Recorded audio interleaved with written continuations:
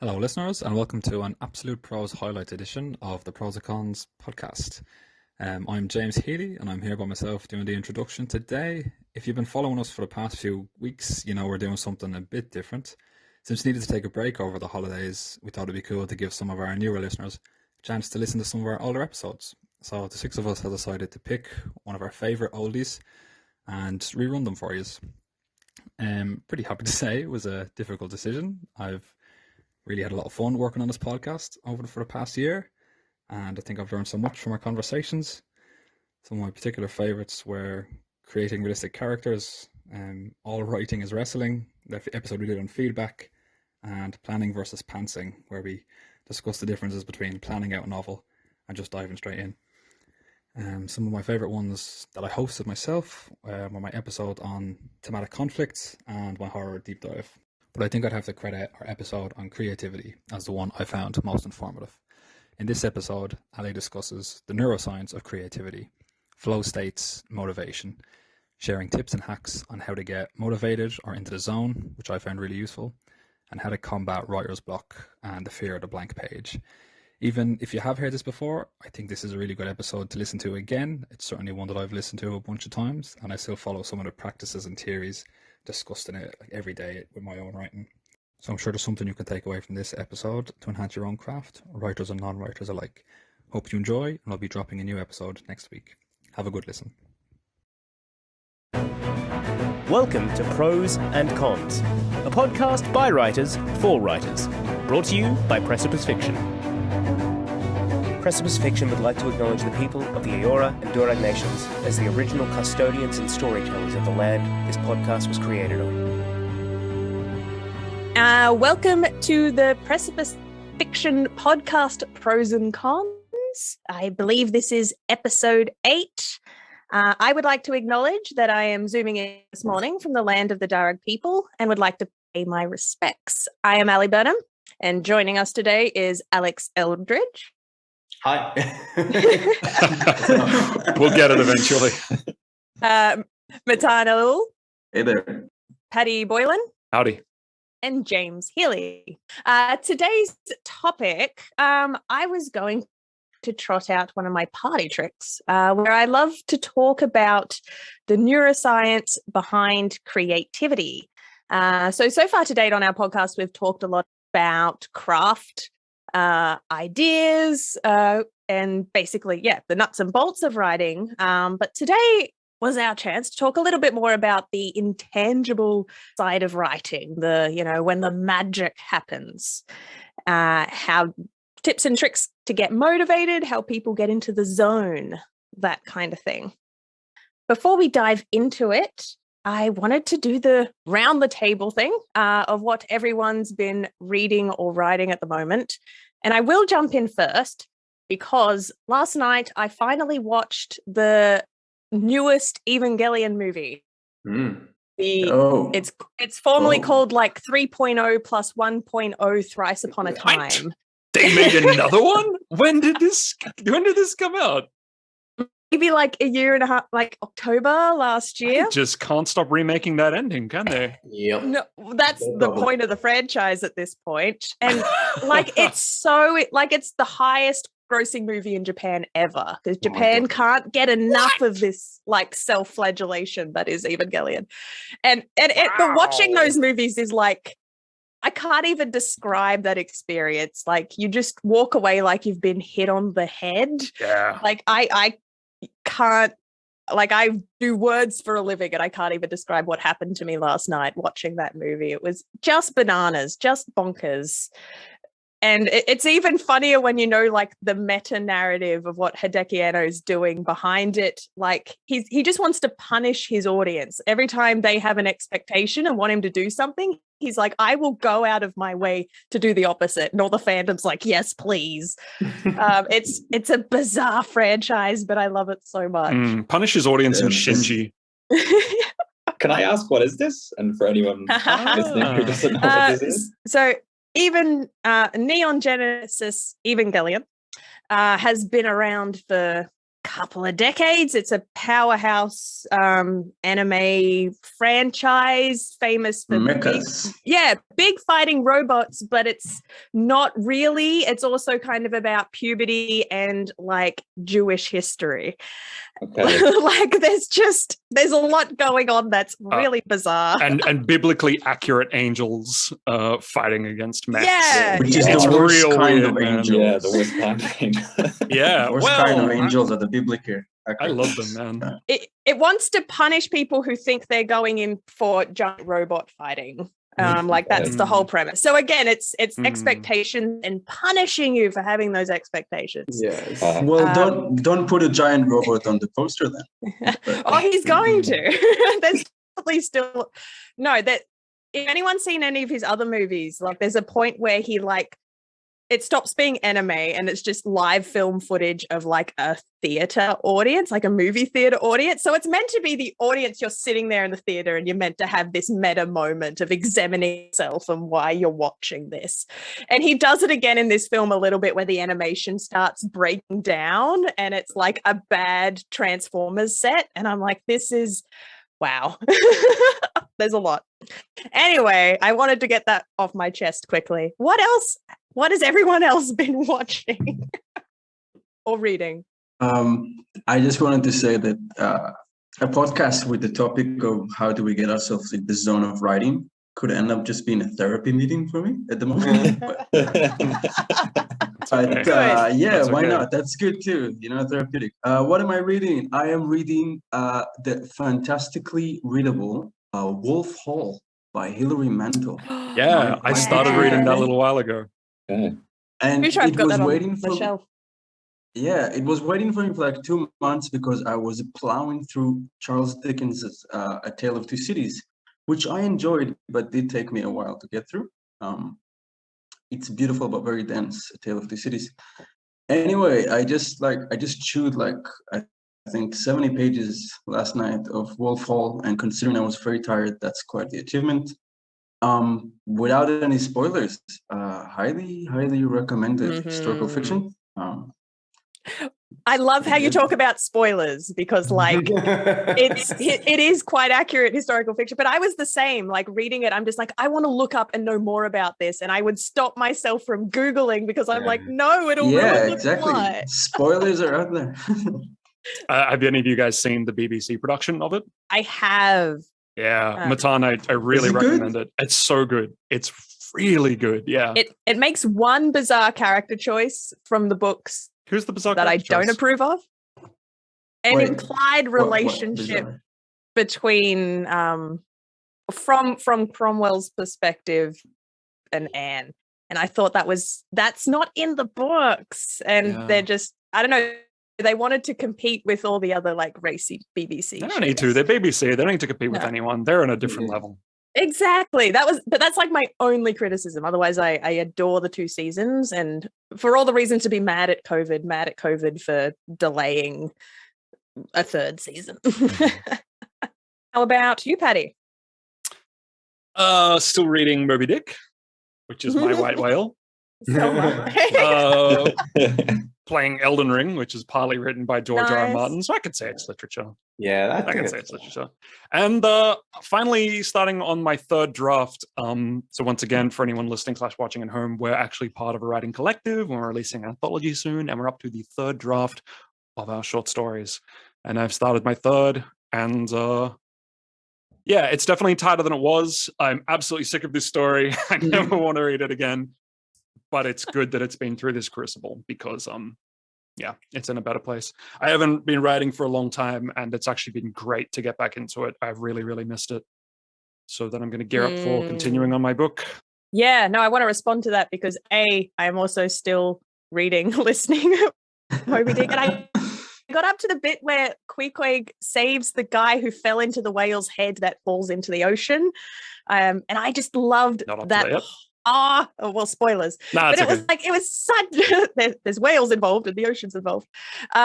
Yeah, I just love that passage. I keep oscillating between being like, that is the best sentence I have ever heard. This is amazing. This is genius. And then pages and pages of I have no idea what's going on. I'm Same. struggling. But for the parts when it's good, you understand why it's considered a classic. Like, when it's good, it's magnificent.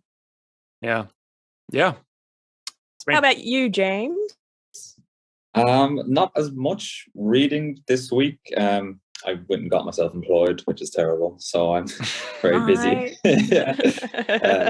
I'm still slowly working my way through Silk Roads, which I might have mentioned on the podcast before. It's the history of the world from the perspective of the Middle East. So it's like a non-Western perspective of a lot of different things. And it views the Middle East as like the center of everything, since it was one of the oldest kind of central hubs for communication and trades and stuff.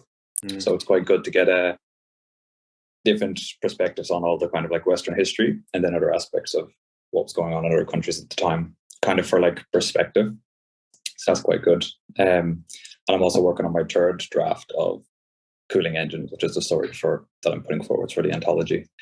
And that is going well when I have time to work on it. I've been not in the habit of editing for the longest time.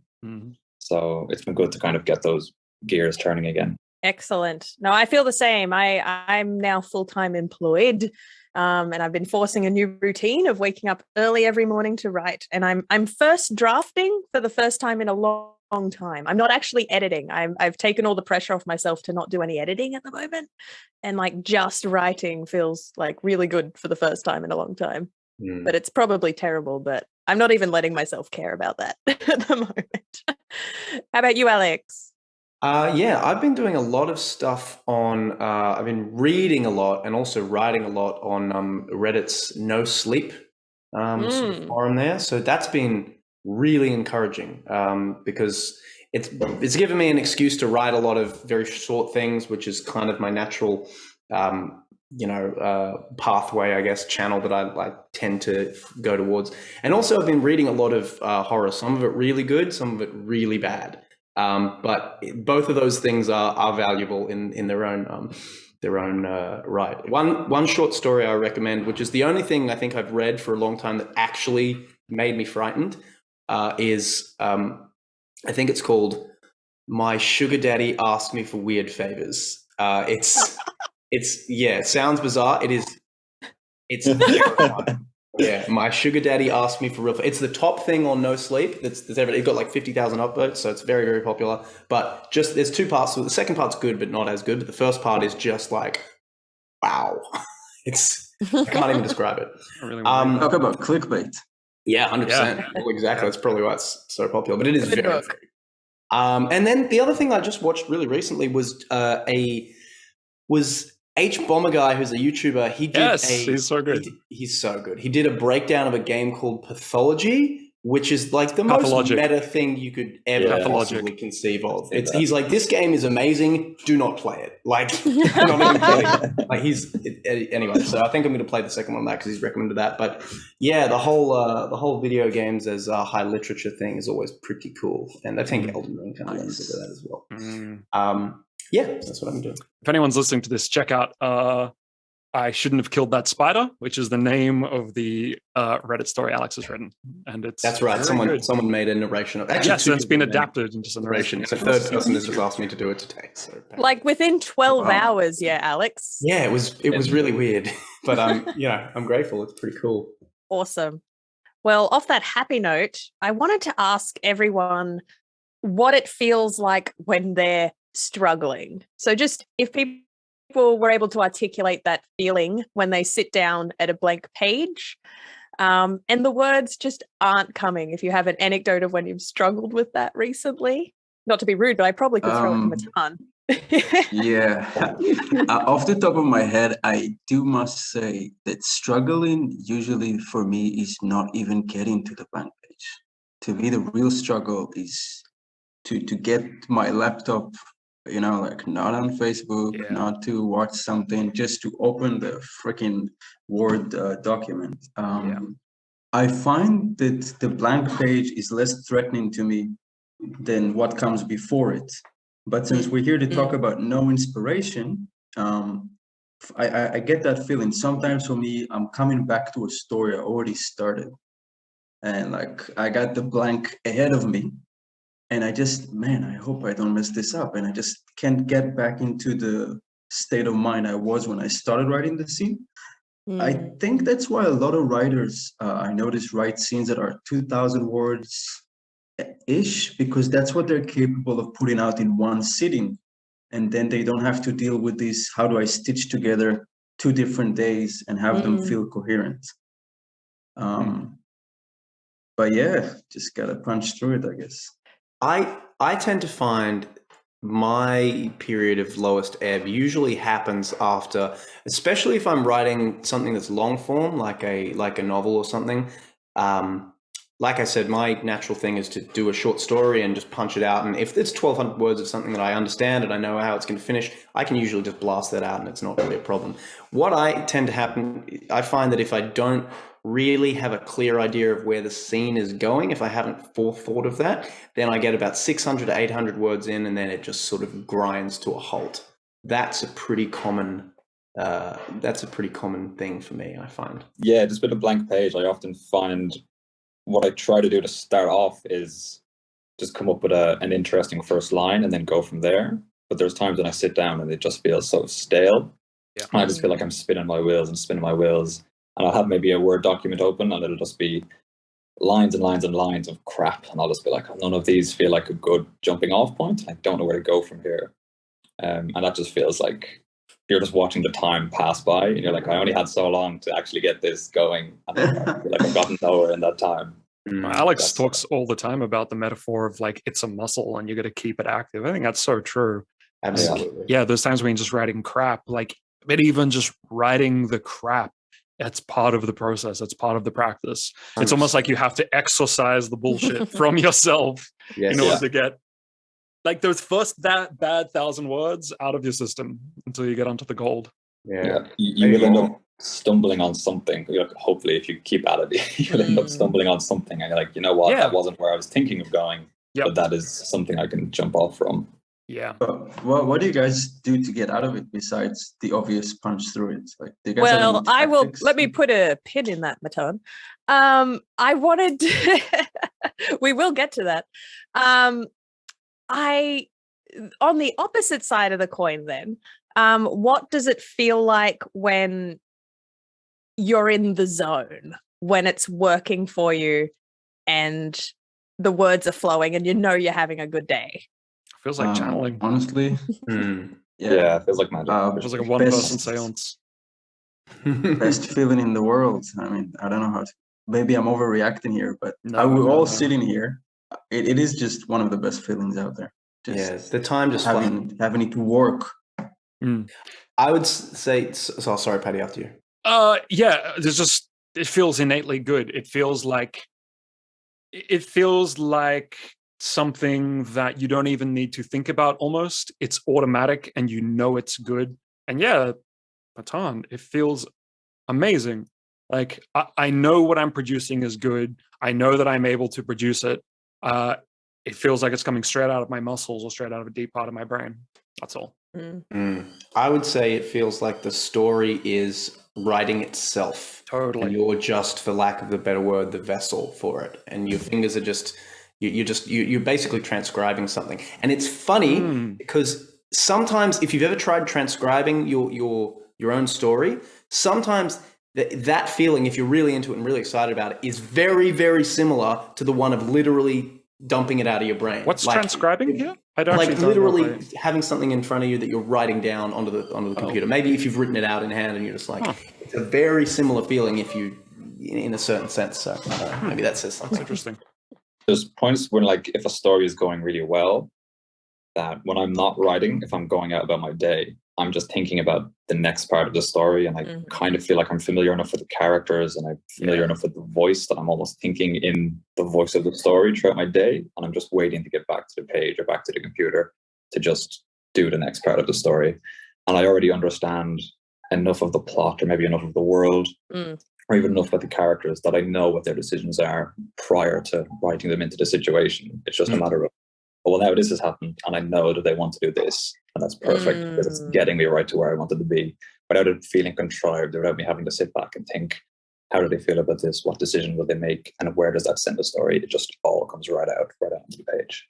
Yeah, I would like to ditto what everyone's saying about the idea of it's just happening, it's writing itself, you're just transcribing, but especially what you're saying, James, I get that a lot as well, where if I get into a really good routine of I'm writing during the day, I usually play out what happens next just before I'm going to sleep. It's almost like my own form of meditation, that I'll start just running what might happen next, and I'll fall asleep at some point during that running, and then I can wake up and it's there and I go.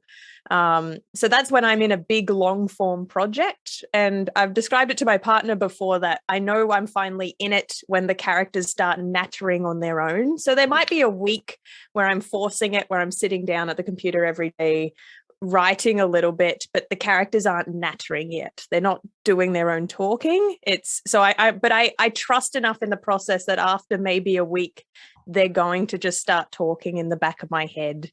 And then I will just have to exist throughout my day, just writing down small bits of dialogue and small moments until the next time I'm at my computer. No, but any of you guys, do you keep like notepads or whatever on your phone? So you just like, whatever you're doing, you immediately write down, oh, I need to put this into my book. I send emails to myself. Nice. Rarely for things I'm working on though, oddly. Sorry? Rarely for things I'm actually working on though. It'll just be a random thing. I'll be like, oh, that's a cool character name. Yeah, I like the idea of emails. Like have a folder in your mailbox. Just not even a folder. I just have a million emails from myself. It gets into you bad must filing have system. A folder pattern. Honestly. What do you mean? You just keep it in the inbox? My inbox is. I'm not going to talk about my inbox. It's a bad state. But yeah, I need a better. And organize your inbox. Mm-hmm. As a really practical suggestion, so for a long time I was just using phone notes, like the Notes app, but then I got really sick of like transferring them across to my computer. So I started using OneNote. I think this is a Microsoft solution, probably not a Mac solution, but it's an app on my phone that will automatically sync to my computer, so it's always there. So whether I'm editing on my computer or my phone, it's the same folder, and I find that really started streamlining what I was doing. I wanted to share some fun quotes. So I'm going to talk a little bit about the book The Neuroscience of Creativity, which is written by Nancy C. Anderson, and basically everything I'm going to quote is going to come from that book, but in that book is collected a series of quotes from famous artists throughout history when they were describing what we were describing, what it feels like when you're in the zone and it feels great.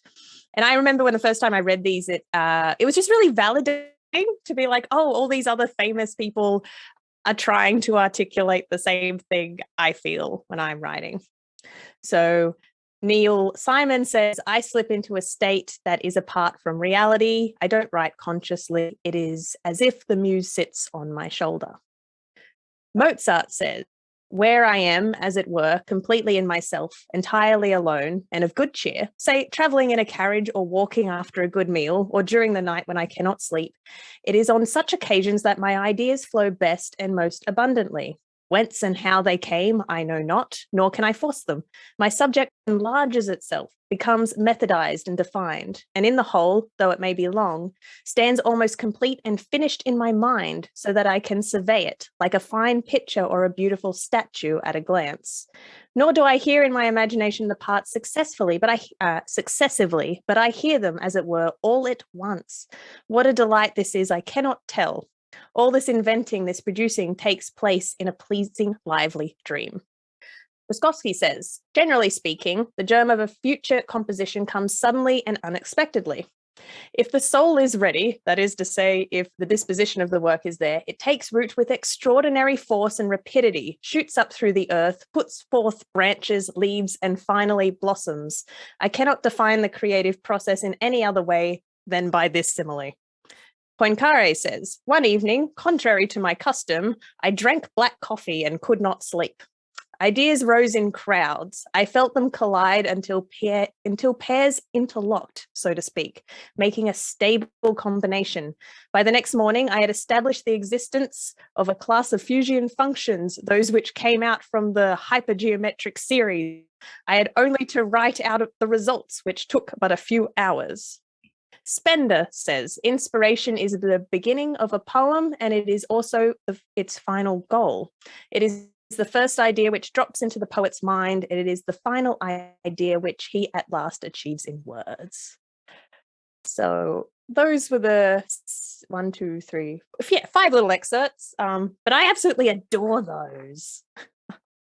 What it sounds like they all have in common is that when creativity is really flowing, it is effortless. It wants to come out. You don't need to force it. It's going to come out whether you want to or not, which is, that's the experience. That's it. These ideas want to manifest. So the little lecture part of this podcast, basically, so I do a little bit of teaching, and I love starting all my classes off with this lesson because I want to demystify the idea, at least my personal belief, that creativity is something anyone can do. I want to dispel the belief that, say, creativity is something only like a certain special few people can do. That say what Alex and Patty were saying earlier, that it is a muscle anyone can train, that it isn't just, oh, that person was just born creative, so we'll leave the creativity to them. And I like linking it back to this neuroscience study, that it is a muscle we can train. So the really super bastardized version of what the book goes on to explain is, say there's 3 different forms of brain patterns. There's, say, the baseline is when we're really close to sleep, are asleep, or super relaxed, just down the bottom brain activity. In, say, near the middle band is your everyday, you're going about your job, doing your stuff. That's where the brain activates. And then there's the top band that exists for really hyper concentration. Just you feel like you're thinking faster. I'm sure we can all relate to that. I know I sometimes get that feeling even when I'm playing video games, and I feel like I'm in the zone. Like if I'm having a really good PvP match and I'm just shotgunning everyone. Like I feel like my brain activity is up there. I've also experienced it while I'm sight reading, playing music. When I used to play a lot of music back in the day, if I'm sight reading really well and kicking ass, I feel like my brain is up there. And it's the same feeling again when I'm having a really good writing day and the words are just flowing. I think it's often called flow state. Right? Flow, but I've heard the term flow state being used. Cool. Yeah. I don't doubt it is. So what this book honed in on was this idea of, cool, if we want to train ourselves to reach this high level of thinking, how can we do it more often? So what they did is they had a whole bunch of creatives come in, they stuck the nodes on their head to just see what their brain was doing when they were being creative.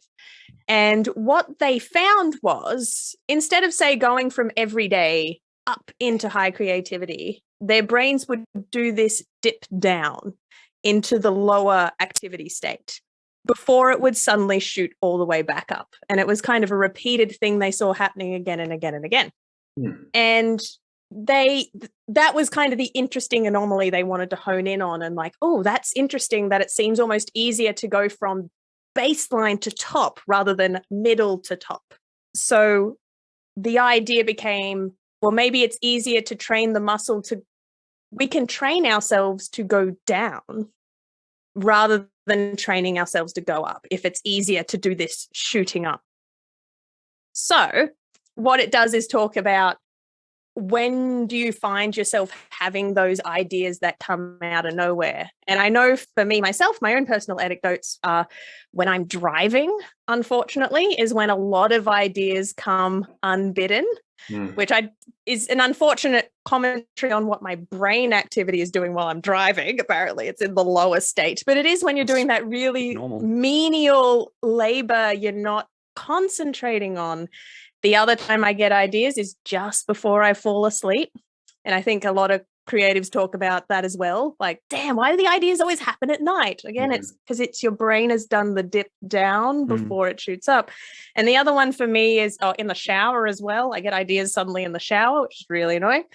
And when I'm doing the dishes, another really menial labor task where, I'm just, the brain's not there, the brain's gone elsewhere. It's dipped down before it dips up. Can anyone else relate to that when you have menial tasks or like low energy brain tasks that are rudely interrupted by good ideas? Definitely, yeah. Anytime I'm working with my hands or I'm doing a job that is going to just take hours and it's kind of the same process over and over, like the whole time just coming up with ideas, coming up with stories, and I'm like, I can't wait to get through this and be finished so I can go and find some paper or something to write all of this down on. But yeah, that's exactly when it hits. Yeah, at the gym sometimes I'll get something like that. If you're just doing something really boring, like, I don't know, swimming, like just a really repetitive activity, you'll just be like, oh, that's a thing. It used to happen to me a lot when I was working as a bartender. And for those of you who have frequented bars, one of the things we have to do is polish wine glasses, a lot of them. And the gag on me at work was that I always look like I'm having a daydream while I'm polishing wine glasses. And like, I think I literally had the whole first chapter of my book go through my head while I was polishing wine glasses. So that makes a lot of sense. Any boss that expects your full attention on the task when you're polishing wine glasses is not a good boss. Running, jogging, like Alex said, exercise or just states of nothing. Or being on the bus as well, I noticed. Like if you're moving, man, absolutely. If you're staring out the window of a bus. Yeah. Ally, you were talking about the brain needs to go into like the shutdown state. It's almost like your mind needs to go into the back room where it keeps the stories, like leave for a moment and then come back out. It kind of reminds me of clearing the cache. It's almost like you need like that state to be lowered and just then you can load up new processes. Yeah, 100%. I know Neil Gaiman's talked about this, and I don't think he probably hasn't read this book, but I think he's tapped into the same thought in that he's like, you need to get bored. That's the advice he gives a lot of new writers. They're like, how do I go away? And he's like, go away, get bored. And I think he's accidentally describing this phenomenon of you need to go away, lower your brain activity before you can shoot it up into the zone. Zen talks about the idea of no mind as well, right? Effortless action, where you clear the mind and then you shoot the arrow at the target. I think it's the same kind of thing. The idea of like shoot not the arrow with the target. I meant to say at the arrow. That's how good you are. You take the target. Wow. Why not? But that's the moment when you split the arrow with the arrow. Yeah.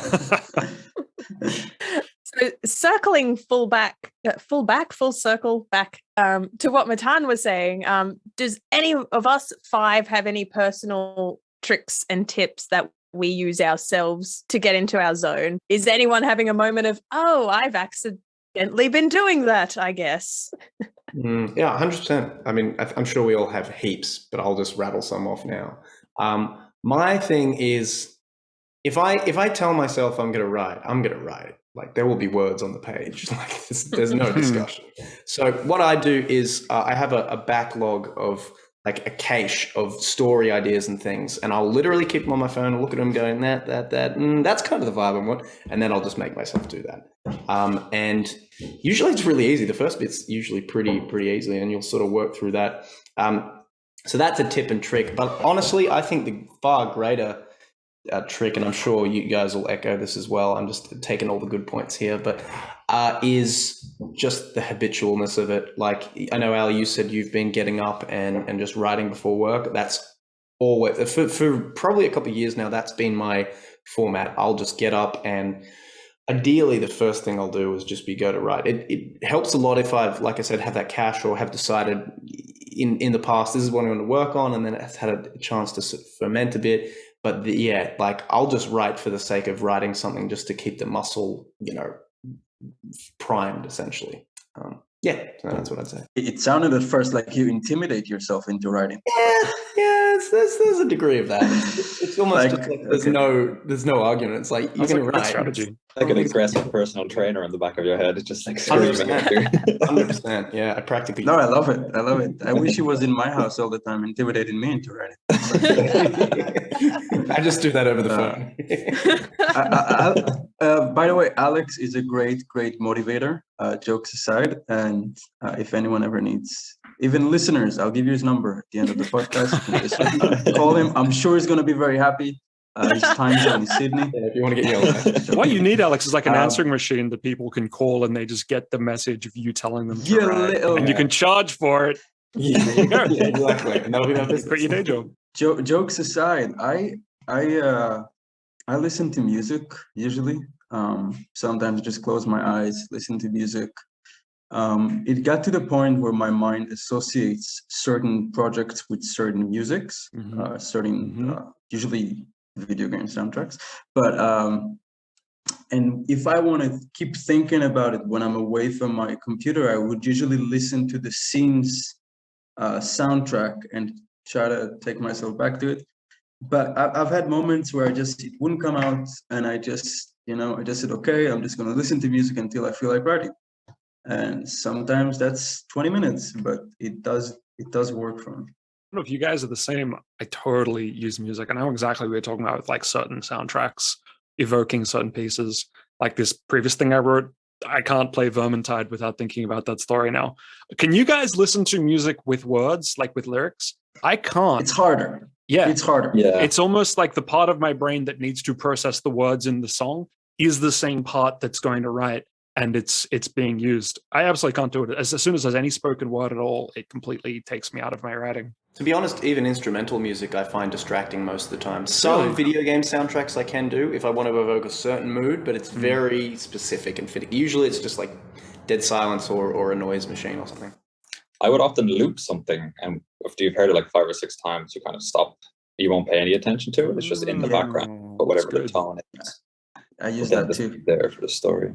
I also use I try to use like little cheats with sentences. Whereas like I was saying, if I try to get a sentence, try to start off with a sentence from a jumping point. I also try to have the discipline to stop writing when it's going well in like the middle of a sentence. Yeah.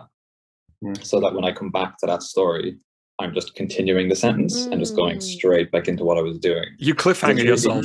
Yeah. Hey? That would drive me insane. I don't know if I could do that. It's so hard to do it because you're obviously it's going so well and you're enjoying it, and you want to get to the end of what you're enjoying, and you're just like, I'm going to stop right there. That's and good. When I come back, that's really good. That it works when you come back to it. Like, I remember having tried that once and like trying to get into it and being like, oh, well, this is not the same vibe that I had yesterday. Does that work for you? Like going back into it, or? Definitely, because particularly if I'm using music as well, because what would happen is otherwise I would write to the end of the scene and then stop, and then I'm coming back and I'm asking myself what's happening in the next scene. Yeah. Whereas if I stop as I'm writing, I'm coming back and continuing that scene, and then when that scene ends, I just go straight into the next scene. That works quite well, but it's hard. It's hard to stop. You almost need to have like an alarm that goes off, and then you say, oh God. I have an alarm, James. I have an alarm, and every day I just kind of look at it, like, what do you want? And I imagine the alarm said, you know what I want. Before we move on, I'm sure I don't know if I'm sure, reading good literature for me is such a good way to get into the zone. It feels almost like preloading that author's voice into your head. So when you go to write, you've got this set of language, tone, voice, like already to go. I think some of the best writing I've ever done is when I come off the tail of reading something that's tonally or maybe in terms of its language or theme similar. Same with you guys? 100%. Yeah. Absolutely. Like I was reading a bunch of Bret Easton Ellis a couple of days ago, and then I just like jumped straight into a realist style of story, and it was just like the tone wasn't exactly the same, but it was close enough that I just since a bunch of you are going through classics, do you feel like it ever kind of invades your writing? Like, well, I'm cheating. Moby Dick. Yeah, I'm cheating a little bit in that I I will surround myself with novels and voices that I'm trying to invoke. So precisely because I'm working on Cypress, that's why I started the Hilary Mantels, the Moby Dicks. I don't think that's cheating at all. I don't, because like nothing that's going to come out of you is going to be the same. It's always filtered through the entity that is Ally. It's always going to come out as something original. No one knows you've been reading Hilary Mantel. Yeah. Well, they do now. They do now, yeah. Though I heard a teacher tell me that you shouldn't read the genre you're writing at that point. And I think her argument was to, like, don't go too deep into the one well, like try and pick from what the full platter that's out there and then make it your thing. But I tried that and I genuinely don't like it. I like going 100% in on whatever my thing is at that point. Yeah, 100%. Particularly if you're first drafting, I think the idea is that they don't want you to be influenced by other works, and that's why people say that. But then you'll find techniques and you'll find, I guess, like elements of the story that like cause you. They just lead to so much more inspiration that I think it's actually. I wouldn't agree with that. Can we just admit that all writers, since the dawn of history, are basically thieves? Okay, some better than others. Let's just put it out there. We're a bunch of thieves. I'm a thief. The ones that came before me are culture is a recombination of culture. Like no idea is original. It's all just. It's like an iPhone. We get a new iPhone every year, but it's basically the same. The camera's a different size. Good artists borrow, great artists steal. Yeah. This does actually lead nicely into the passage I did want to read as our reading for this podcast. It is straight from the book I've been talking about, The Neuroscience of Creativity. And it will talk about this idea of the brain needing to disorganize the information it's been picking up on. So I like the idea that it's stealing from the world we've been absorbing, and then it needs to disorganize before we write it, regurgitate it. I'll let the passage speak for itself. Writing a novel takes a relatively long time, at least a year or sometimes more. Most novelists have very regular habits. They typically get up and do their writing during the morning and early afternoon. They write even when they feel they have nothing to say. They have learned that otherwise they might not write at all. And much novel writing is akin to consciously generating spontaneous speech. The short-term discourse plan is there, and the sentences are created and the words are chosen on the fly, but simply at a slower pace because the motor task of writing is slower than the task of speaking. Much of this is in the domain of ordinary creativity. Most novelists have larger vocabularies than average. They have the opportunity to hone their skills through practice. When not writing, they often carry notebooks in which they jot down interesting observations to use at a later time, perhaps when they get stuck on defining a character or finding the best twist for a plot. But then there are moments, ellipses.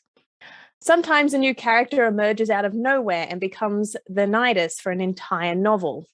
Sometimes a wholly new idea occurs to a writer, as when Joyce decided to write in Stream of Consciousness or Tolkien conceived of hobbits and Middle-earth. Sometimes the prose just come pouring forth from brain to fingers to keyboard to page without any conscious effort at all. Those are times when extraordinary creativity is the neural mode. Generally, this extraordinary creativity mode cannot be sustained throughout the entire long period of novel writing, but it may comprise anything from small to a significant part of it. The process seems to be inspired. It sometimes occurs when in a dreamlike state or even during sleep. This appears to be a different process from the conscious production of a stream of speech or writing. It happens far more rapidly and produces something substantial that is completely new. The associations are occurring freely. They are running unchecked, not subject to any of the reality principles that normally govern them. Initially, these associations may seem meaningless or unconnected. I would hypothesize that during the creative process, the brain begins by disorganizing, making links between shadowy forms of objects or symbols or words, or remembered experiences that have not previously been linked. Out of this disorganization, self-organization eventually emerges and takes over in the brain. The result is a completely new and original thing. a mathematical function, a symphony, or a poem. We have seen from the study of rest, which is what they call the dip down, which tapped into the unconscious, that free-floating and uncensored thought, also known as primary process thought, primitive thought, or original thought, occurs when multiple regions of our highly developed human association cortex interact with one another. When this occurs, the brain is working as a self-organizing system, but in a different way. And that's the reading. Word. I love the idea of like the shadowy forms forming connections. That's absolutely how it feels.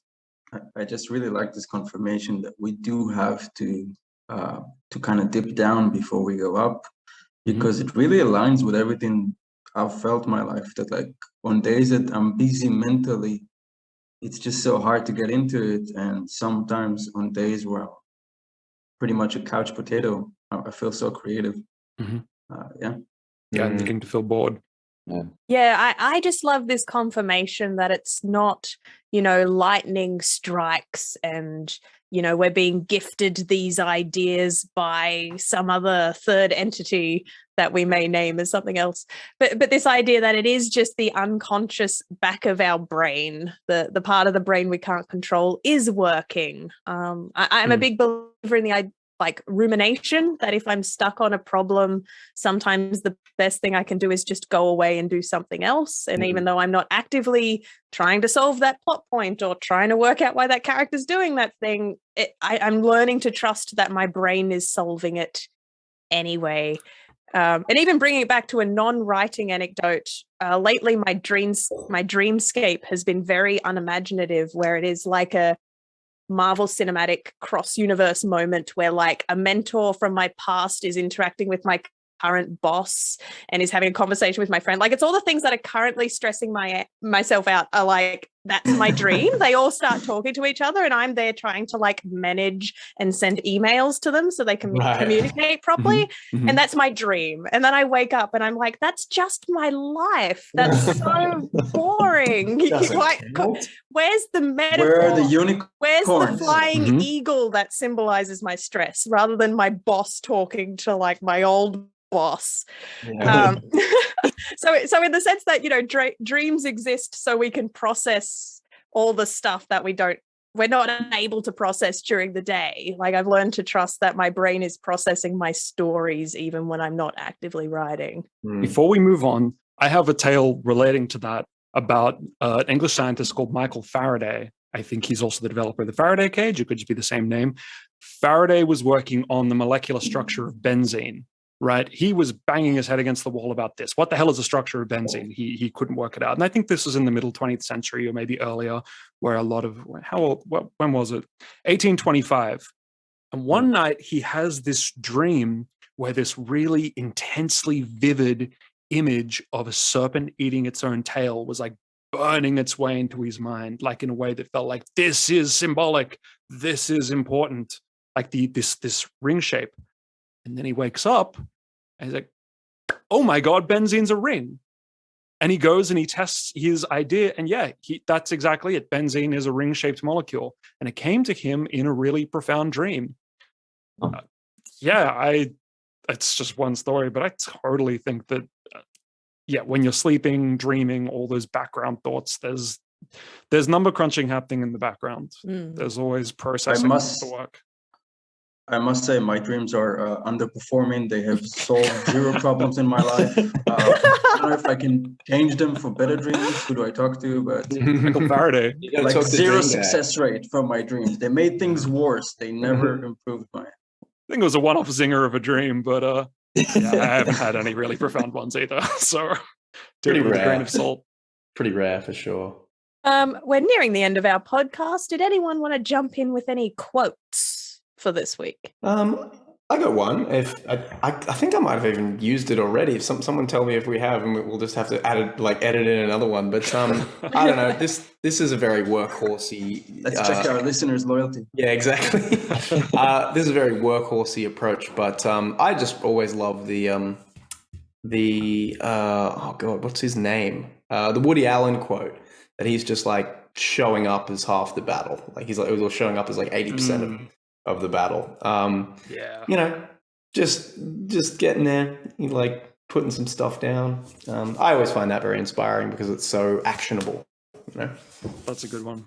Yeah, the moment I decided, well, I didn't decide, but a mentor told me that writer's block doesn't exist. It's just you sit down, you write, and as I think it was you, James or Patty was saying earlier, you just got to write out the crap, and then the words will start getting good. Yeah, I subscribe to that.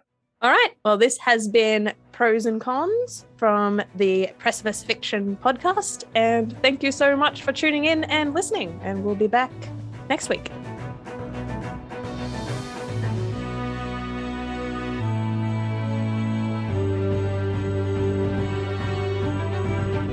You're listening to Pros and Cons, the Precipice Fiction podcast.